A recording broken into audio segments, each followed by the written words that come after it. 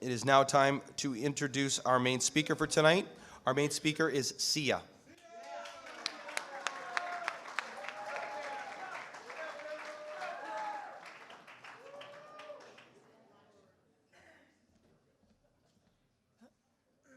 Okay, I'm Sia, and I'm an alcoholic. Thank you. I don't know why I said thank you. I want to thank the first speaker.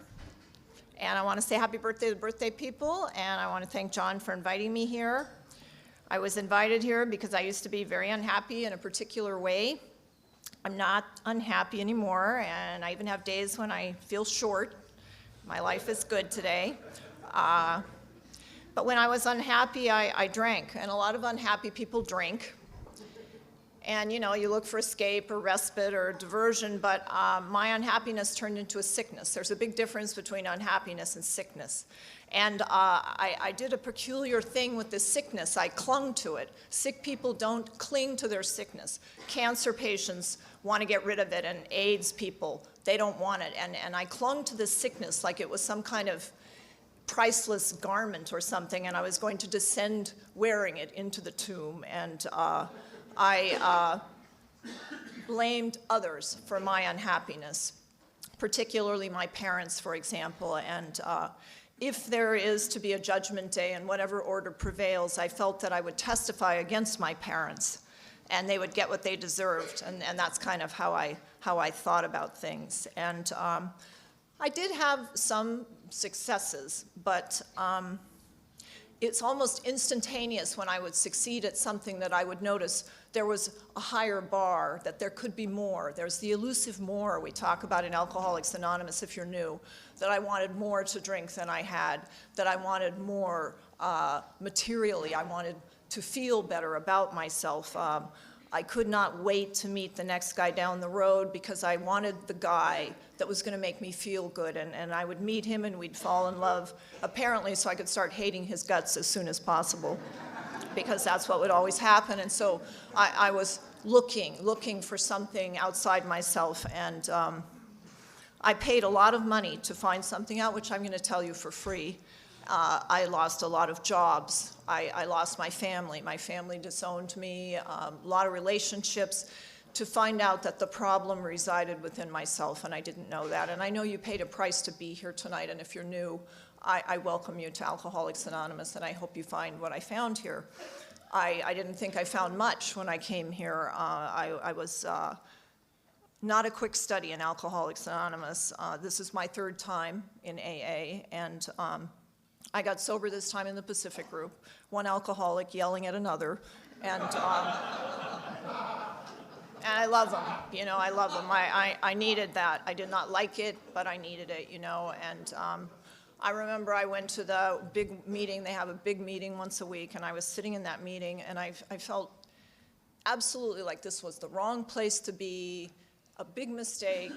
I didn't know where else to go, but that was it. And if you feel like that, it's funny that having nowhere else to go can be an asset. Alcoholics Anonymous is a spiritual program, and it's paradoxical in that the things that really should work against me worked in my favor. And that night I sat in that meeting, and I was not drinking that night, and I was thinking about things I did not like thinking about, that drinking seemed to keep me from thinking about. I had a feeling I didn't deserve to be sober. The things I thought of made me feel like I didn't have a right to live. And I was going along like that, and somebody stood at a podium like I am and was talking, and I did the important threshold action, the most important action that night. I identified, and if you're new and you don't know what that means, it's that I listened to, I don't know if it was that person or one of the 10-minute speakers, somebody said something that made me feel a little bit like I might be in the right place, and what happened is I turned to somebody next to me, and I told him I felt terrible. You know, honesty, which was mentioned at this podium.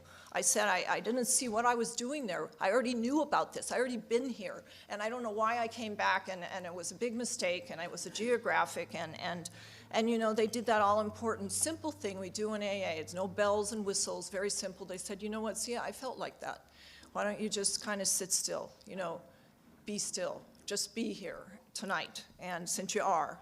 And I didn't have a car, and I didn't have a lot going for me, and so I sat there, and you know, the price for admission for me, part of it anyway, in Alcoholics Anonymous is being wrong. I was wrong about a lot of things, and I didn't know that. I didn't know that alcoholism is a disease. I had a drinking problem. What's the difference? And I was wrong about the idea that I didn't deserve to live, that it's too late. It just was too late. You know, I'd done things that crossed a line that I didn't believe I should cross, and it had nothing to do with your values. It was mine. And so I sat there feeling hopeless, but feeling somewhat a part of. There's something in our literature that says that we have recovered. I and anyone here with more than an hour of sobriety, we have recovered from a seemingly hopeless state of mind and body. And the really salient word there is seemingly for me, because I said I was hopeless. I said it was too late. I said I didn't deserve a chance. And you said, how about if somebody else takes a shot at it, you know? And so there I was that night. And if you're new, I hope you're willing to be wrong. I hope you're willing to look for that. And I didn't have a resume to recommend me, I'll tell you that. A couple things. I had been uninvited to one entire country. And thank you very much. And it's not easy, you know. And my father had disowned me. I had drunk myself out of my career, and I had been trying to regain that career and was not able to do that. And then the last thing which bothered me the most was the fact I happened to be married to two people at the same time. And the reason that bothered me was not the people involved. The reason it bothered me is I had my little scams and gimmicks and ways to get along, you know. But what bothered me about this is I did not plan this, and it's not a very high number, you know. It isn't like I lost count 1, 2, how hard is that? And I couldn't figure out how this happened to me. It happened to me behind my own back. And I lost a lot of confidence in my ability to run the show. That made me question myself. Perhaps one would suggest step 2, and then I might think, well, maybe there's some value to that. And so I had these things on my mind, among others, and somebody at that meeting came up and offered me a coffee commitment. God damn, you know. And I said, now this is a life or death decision, although I didn't know it. How do you know being of service is life or death? I didn't know that. I was emotionally illiterate. Among other things, this person comes up and says, do you want the coffee commitment? And you know what? I'd rather die, right? And so what I said was, with all these things going against me, you know, what's so hard about that? But what I heard myself say was, I could not take the coffee commitment, because I was going to be gone in 2 weeks. That's what I came up with, you know, on the spur of the moment. Now, I didn't have a job. There was somebody who wanted to kill me. Let's see, what else was going my way? I did not have a car. I was on somebody's couch, you know, all that stuff that we can have. And but the one thing going for me in that moment was the person asking me to take this commitment was an alcoholic like me, and without batting an eye, he said, well, okay, take it for 2 weeks. So I ended up with the goddamn coffee commitment, and you know, I hated that. It's amazing to me, and I believe in a power greater than myself, because I'm here. And when we talk about step 1, there's a lot of things in AA that I didn't quite, I mean, I can say the words and I speak English, but I didn't quite get there, and like that I'm powerless over alcohol. What does that mean? And I mean, I think you should try to come to terms with that if you have not yet. And where I got to with that is, here's the thing. Alcohol is more powerful than me. That's it. That's how I measure it. I never win. When I had the obsession to drink, it may not happen right now, but it's going to happen that day. That day, 24 hours a day, I worked that program. And if I had a desire to drink, such as described in the book, I was going to drink. And I knew that. And so anyway, I took this coffee commitment. And what I used to be like most of my life is a suicidal person. You know, I didn't want to be here, and I'd like to know whose big idea it was. And this is California. We have earthquakes. I'd like park under a bridge and wait. You know, I just hated it.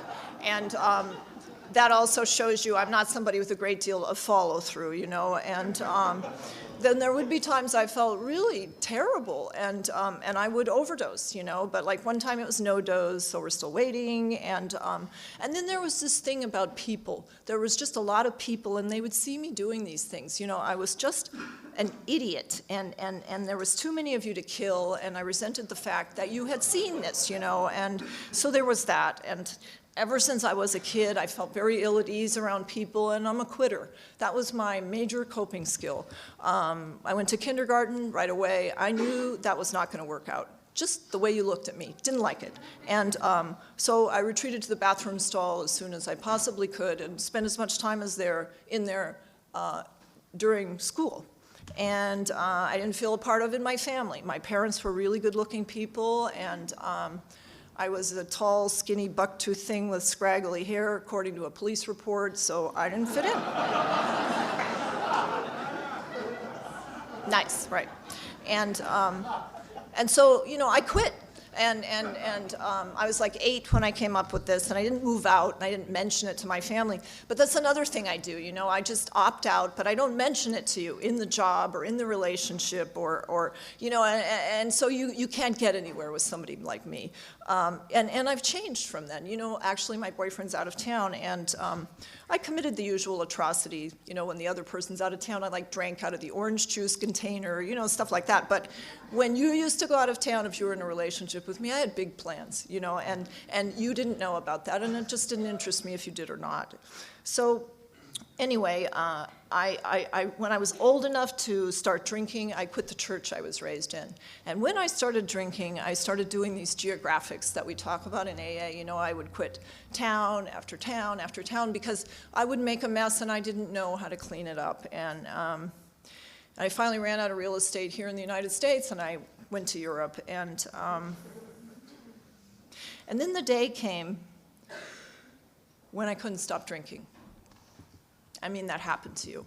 And I say the day because that's a colloquium, but something happened and I couldn't stop drinking.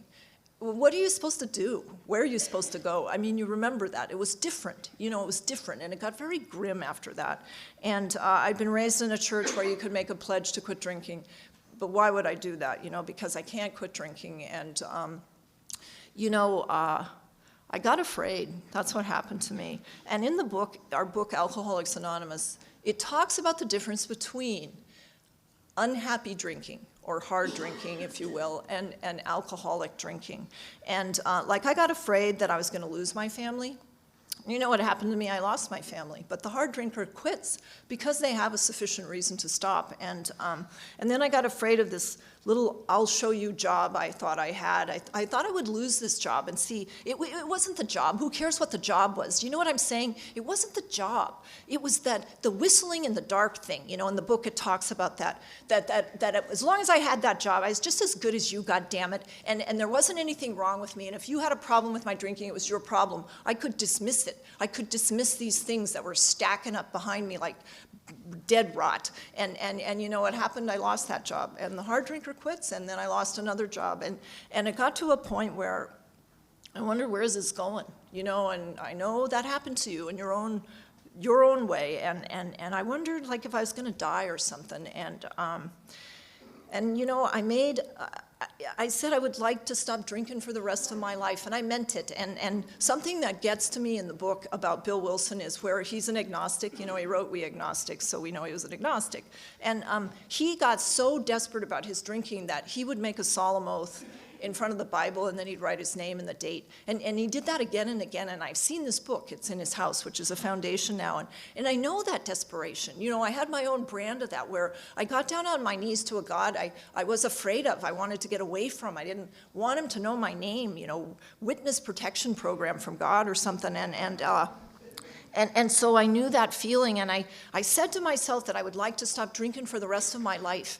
And you know, I meant it just as much as Bill meant it, writing in that book. And I had been to AA before, as I told you, and you had told me simple things. And I know you must have told me this before, but for some reason, it just added up at this time. You said to me, you know, a divine convergence. I didn't know what else to do. I'd been here before. it wasn't working at all, and you said to me, you know, Sia, you don't have to stop drinking for the rest of your life. How about if you just didn't drink tonight, if you're new? What about that? That's what we do in AA. That's how we do it.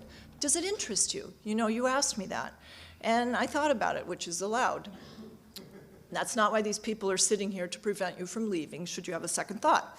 And I thought about the fact that most of my life I had said that I wished I was dead. I'd frequently done that I had taken actions to take my own life, that it appeared to me now that my life would be taken without my permission, which is such a weird thing. You know, that there may have been other constants in my life, but the one that struck me was the one where I knew that I was going to drink again.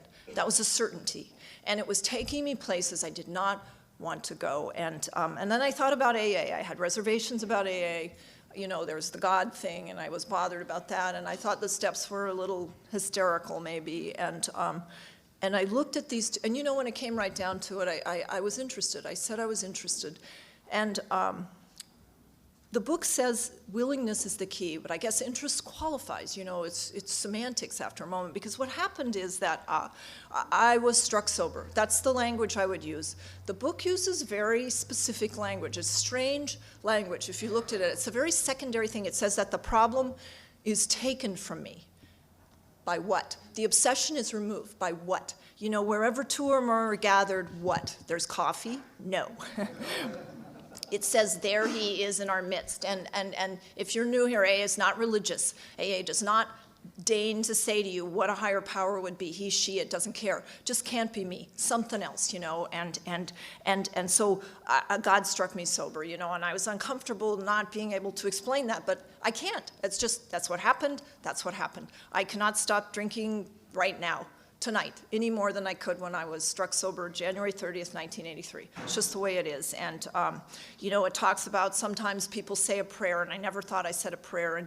And you know, I feel like maybe I have to come to terms with these things, as I said, and so I decided God is like a parent, maybe. I mean, if a parent sees their kid drowning, they don't wait for the kid to yell, help. They don't have to hear that, you know, they just yank them out of there. And that's what I think happened for me, you know, and we pray different in AA. I was afraid of prayer, and I didn't know prayer was walking in a meeting. I didn't know prayer was turning to somebody and saying, for God's sakes, can you help me? I didn't know prayer was calling my sponsor. You know, I didn't know these things, and that's what it is. It happens for me, and the reason that I know that prayer works is because I'm here, you know, and so Christmas came, I got the gift. If you're new, maybe you wonder what I'm doing here. And the thing is an interesting one, alcoholism. It is like I had to not drink for a while to find out, to be sober, to know what alcoholism is. We clean up nicely. As someone from the podium said, you look great, you know, and I started to feel good. And what I tried to do is I tried to begin to feel that this thing was a bad thing that happened to me, just, you know, back there. And then I read something in the book. It says that the problem centers in the mind for the alcoholic. And I realized that that's not in the past. And it is not located in a bottle. And after I had been sober a little while, you know what I found out? I found out that my thinking looks a lot like my drinking if I am not working a good enough program. My thinking without enough program is obsessive, it's depressive, it's vile, it's oversexed. It has, the way I describe it is it's got its own like little special effects unit, you know? It's like those high definition imagery TVs, you know, all my problems, high definition imagery and like surround sound, you know, and I am subscribed without a program to this apocalyptic channel, 24 hours a day, 7 days a week. And I didn't sign up, and I can't cancel. And so there it is. And yeah, a vision for you, right? And you know, my problems began to be like, I used to pick people up in a bar. I don't know if you did that, but my problems started to be like these people I picked up in a bar, because I would bring them home, you know, and it's my house, but then they'd take over. And I couldn't understand how that's happened to me, you know, and I would be like watching them kind of around the corner, and I would be thinking about them, which is the nature of obsession. I would think about them all the time. I would talk about them all the time. I would pay people to sit down and talk about them with me, you know, and it got overwhelming. And the reason that it got overwhelming for me is because there was no off button. My mind was just going and going and going, this eternal loop, you know, and I didn't know what to do about that. I didn't realize alcohol was the off button for me. And so what did I do? I went to the complaint department of Alcoholics Anonymous, you know, and I said, what about this? And here's the thing. Sponsorship is so important because that's my complaint department. I went to my sponsor, and I'm a suicidal person. Without a program, I just am. And you know, I made a decision at that point, in spite of my sponsor recommending to me take the steps. And somebody who took a cake said that the steps changed their life. Me too. But at this time, I made a decision that I would work the steps as I chose to work the steps. And I'm an alcoholic who cannot make such a decision without consequences. And I made a decision to live at a spiritual poverty level in Alcoholics Anonymous. You know, Alcoholics Anonymous is a spiritual program where I would coin us a spiritually rich nation. There are people I know in this room who are miracles. And they were bankrupt human beings. I can see it better in them than myself, you know, and they've become going human concerns. It's why we can have this meeting in the church. AA is not a social service organization. We're here for alcoholics, but we help a lot more than the alcoholic, you know. I got my family back. I didn't even want my family back, you know, and I got my family back. And I have a job, you know, I'm self-supporting through my own contributions. And AA is very well respected. Because it restores us to the community and to the world. You know, we're not going to burn the place down here. And, but I made a decision that I was going to go my own way. And I guess actually that doesn't really surprise me, because if I get far enough from Alcoholics Anonymous, I start getting creative. And my creativity became suicidal again. And the lucky thing for me is, excuse me, both of my sponsors were suicidal people. This isn't Suicide Anonymous, but the point is, in Alcoholics Anonymous, I can talk about anything. I will, whether you like it or not, because my life depends on it, you know, and that was a problem for me. And that's an index for me. It's a spiritual index. It's self-obsession to the max, you know, and both my sponsors were doing great. And, you know, I'm at that part in the book now with the Wright brothers. You know that part? And what I'm basically saying to AA is, gentlemen, this plane will never fly. And that's called contempt prior to investigation, isn't it? And, you know, maybe that works okay for aviation, but it kind of sucks for sobriety, I have found. And so what I had to do is I had to work the program. That's all. I mean, it got to a point where either the program is wrong or I'm wrong. And as I said to you, the price of admission for me in AA has been being wrong. I have not looked graceful in Alcoholics Anonymous. I don't really think I can look graceful working the steps.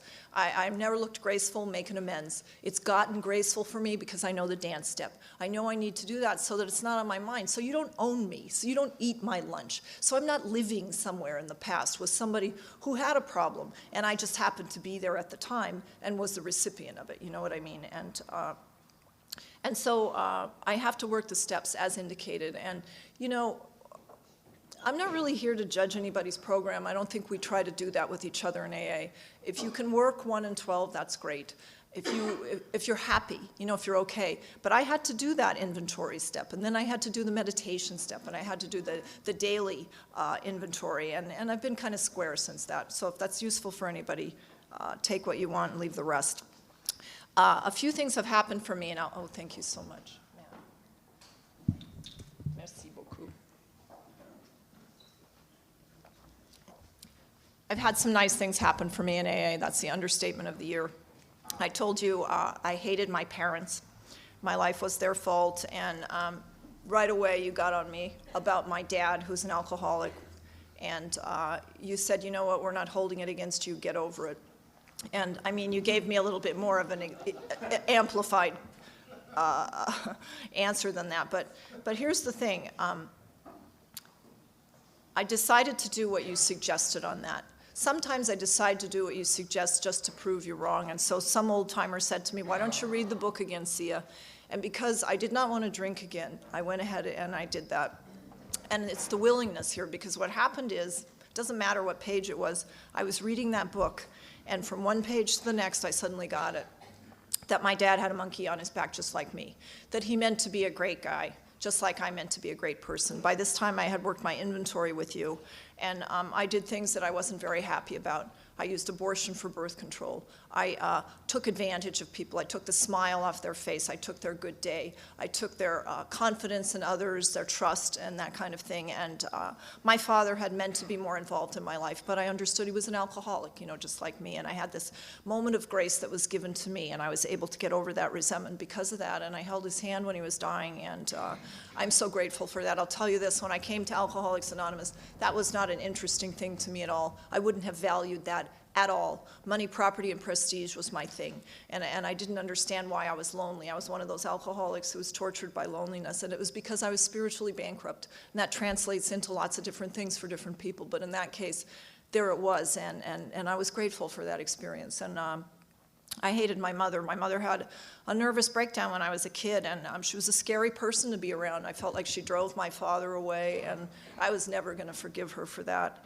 And you said that I needed to take contrary action with my problems. And so you would have me, you'd suggest I send my mom Mother's Day cards and not cross out the M. That was my idea. And you said no. And so I did these kinds of things for my mom in spite of how I felt, because I had been wrong about many other things and you had been right, and so I gave you that. And the day came when my mom I was helping her do something, and my mom told me something she never told me. She told me when she was a little girl, she went someplace and she was assaulted. And she tried to tell her mom about it, and her mom didn't believe her, I guess. And after she told me this, my mom just kind of fell apart. She was prostrated and she was crying, and I looked at my mom, and you know what I realized? That something like that happened to me when I was a kid, and I was not going to tell anybody. I'd rather die than have you know that. And I had a few of those promises to myself when I came into AA, and you said to me, Sia, you will only stay as sick as the secrets that you choose to keep. That's the true self-centeredness of the alcoholic. You will not share your pain, and you cannot get well alone. And so one by one, I had divested myself of these things, and that was one of them. And when I looked at my mom, I realized that I had been healed of this. I realized that what you had given me was that I wasn't stuck in this place with this person, this resentment, that would not be the touchstone of my life, that person was sick. But that had nothing to do with me, because you had me separate. You had me clean up my side of the street and not look at the other guy's inventory, the times when, what about them, And so I was able to do that division and separate myself out and go on my road. And I realized there's no Alcoholics Anonymous for my mom, but there is. And what it is when I go to see my family, I got the big book. You're behind me. They don't know it necessarily, but I do. I behave differently than I feel still, and I get to meetings. I need Alcoholics Anonymous. I need it frequently. That's a spiritual index for me. I got married in Alcoholics Anonymous, and my husband and I, of the time, were secretaries of the same meeting, and we were like, there's nothing wrong with being the little AA couple. I'm just using a phrase. We were. And then one day he came to me and he said he didn't want to be married to me anymore. And I just didn't want to tell anybody. And you know what you taught me to do? Tell the truth. So I went to a meeting, and I said, you know what, my husband left me, or is leaving me. And somebody came up to the meeting, some lady, and she said, when my husband left, I drank. And I thought, thanks, lady. And real hopeful. But here's the point. See, what that lady reminded me of is our primary purpose. I'm not here to get married. I'm not here to get a job. I'm not here to make friends. I'm here to be sober. If I do that first, and if I keep that in my mind, and I can't do it without your help, everything else will work out, And so I just went through this, and divorce is not fun at all. It's a terrible experience. It's a violent experience, but I had a sponsor, and then some time passed, and he'd moved away, and he came back, and he was at a podium one night in LA at a meeting where I was as well, and he made an amends to me right in the meeting. And I'm telling you, I would never have believed it. And when he walked around the podium, we stood up and we hugged each other. And it was like all the stuff we went through, it never happened. And that's a spiritual program for you. And some months down the line, he became terminally ill. And he called me, and he asked me if I would help him. Do I look like Florence Nightingale?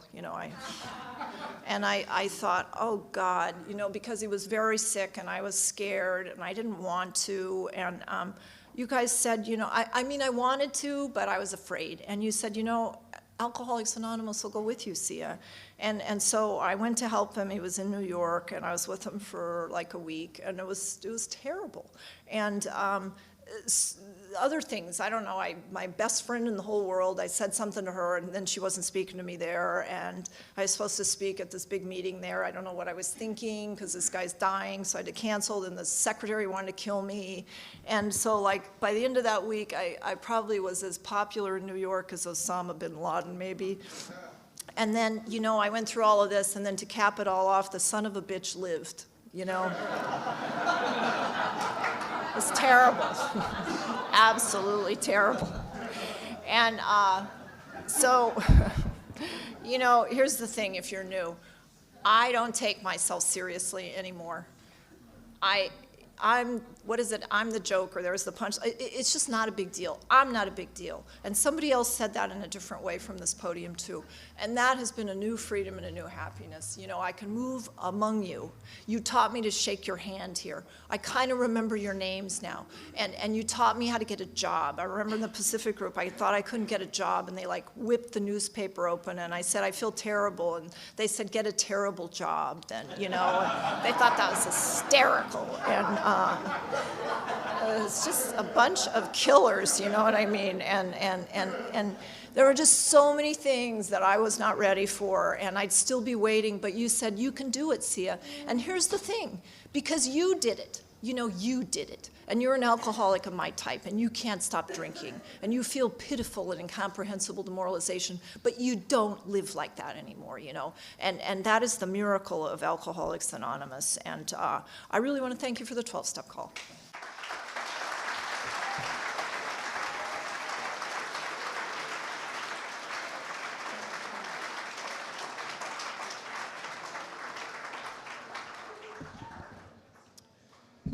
Hi, I'm John. I'm your alcoholic secretary. Thank you for coming to Friday Night Rodeo AA. Doors open at 7. Everyone is asked to save only 2 seats at 8. When the meeting starts, seats not taken will be released. Let's welcome the out-of-towner again and congratulate all the birthday people.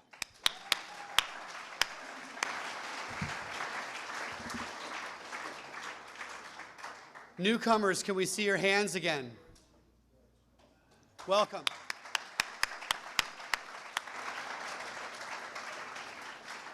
All right, we have some announcements. Rob's going to do our literature. Hi, I'm Rob. Rob and I'm an alcoholic. Hey, Rob. I'll be right here after the meeting if you have any need for books. We've got big books and meeting directories and 1 12 and so on. We'll get some more stuff, but I'll be right here, Rob. Thanks, Rob.